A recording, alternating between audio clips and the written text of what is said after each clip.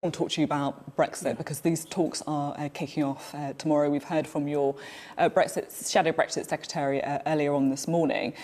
I'm still not quite clear on Labour's position. Okay. Philip Hammond, the Chancellor, has been clear this morning to say that under the Conservative government, they want to see the UK out of the single market and the customs union. So what is Labour's position on the single market? I listened to Philip Hammond alongside you, and what he was also saying is he wants tariff-free access to the single market.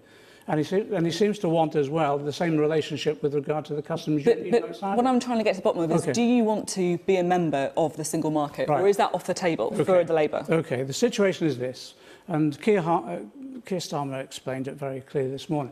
Once you leave the EU, formally you're outside the single market. That's the reality of it.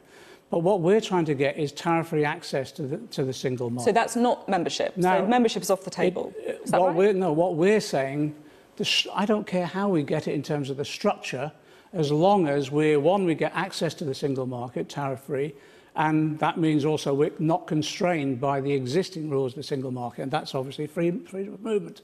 Now, again, the structures become immaterial to achieve the objectives. So, just trying to read between the lines of what you're saying you don't want to be restrained by free movement. So that means no membership of the single market under a Labour government? Well, again, it means that whatever mechanism it takes to get tariff-free access to the single market, unconstrained by some of the existing rules, that's the structure that we'll go for. Now, it's been pretty clear that you can't have no free movement of people and membership of the single market. We'll see what comes out of the negotiations. That's why it's important, I think, we have clarity in the negotiations, and I don't think we're getting that from government, because actually what Philip Hammond is saying seems to be somewhat different from what Mr Johnson is saying and somewhat different from Mr Davis is saying, and that seems to change not by the day but by the hour. OK.